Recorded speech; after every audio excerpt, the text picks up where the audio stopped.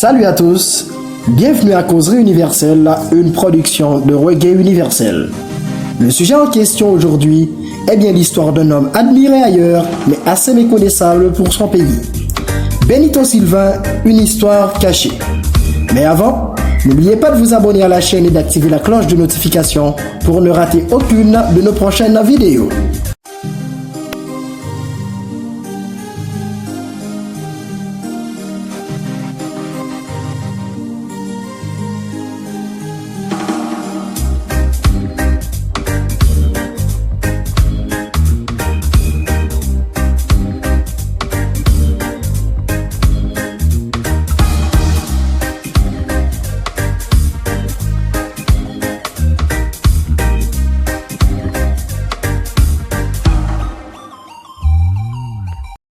Jean-Jacques Dessalines, Alexandre Pétion, Jacques Roumain sont quelques-unes des figures emblématiques de ce pays caraïbéen nommé Haïti.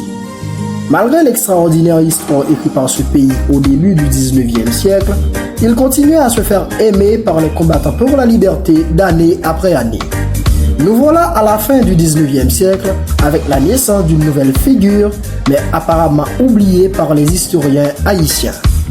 Marie-Joseph Benoît d'Artagnan Sylvain, dit Benito Sylvain, est né le 21 mars 1868 à Port-de-Paix, au nord-ouest d'Haïti.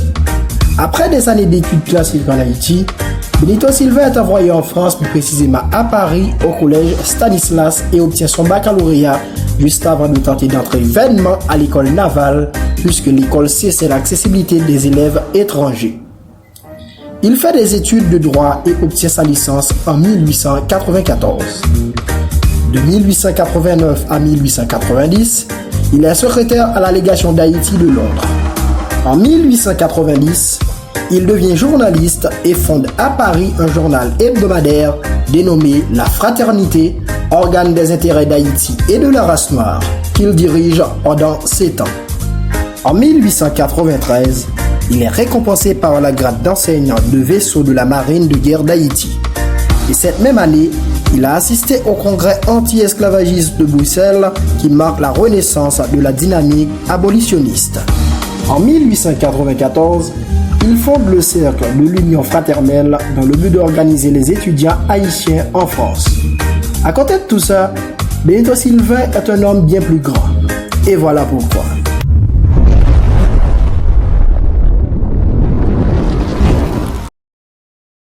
Vous suivez Causerie Universelle.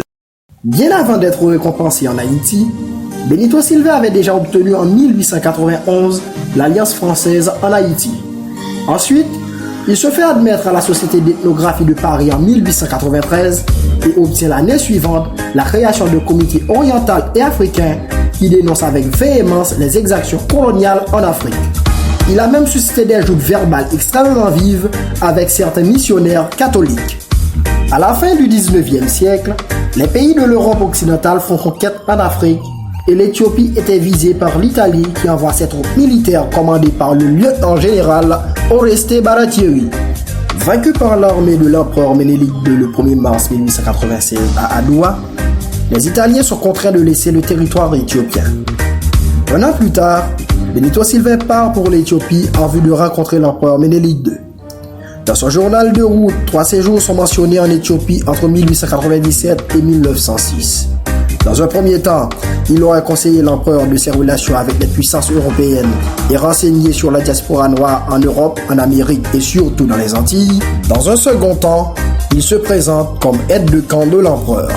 En 1900, il assiste au congrès anti-esclavagiste qui accompagne l'exposition universelle de Paris.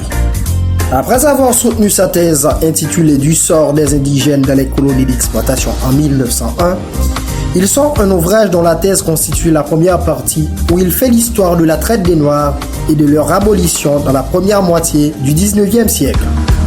Sylvain n'a pas caché sa frustration en accusant les puissances européennes d'être revenues sur le principe de l'abolition en colonisant l'Afrique et en appliquant cette politique criminelle d'exploitation. Il publie un long réquisitoire pour dénoncer le sort qui est fait aux indigènes dans les colonies d'exploitation, la montée du préjugé de couleur dans des nations européennes devenues métropoles coloniales, et les menaces qui pèsent sur l'avenir des pays noirs comme Haïti, Libéria, et etc. Il n'a pas caché la faillite morale de la civilisation occidentale et s'attaque en particulier les missionnaires catholiques qui ont trahi la cause anti-esclavagiste. La conférence prononcée à Lille le 23 mars 1905 est l'une des dernières traces laissées par Benito Sylvain. Il est présenté comme un homme de cœur et un apôtre fervent au service d'une cause juste mais désespérée. Benito Sylvain, le journaliste, diplomate haïtien et défenseur de la cause noire à travers le monde, est mort à Bizoton, à l'ouest d'Haïti, le 3 janvier 1915 à l'âge de 46 ans. Toutefois, les causes de sa mort ne sont toujours pas élucidées. Il est considéré comme l'un des cofondateurs du panafricanisme. Voilà, c'est la fin de cette vidéo et merci de l'avoir suivi. N'oubliez pas de vous abonner à la chaîne et d'activer la cloche de notification pour ne rater aucune de nos prochaines vidéos.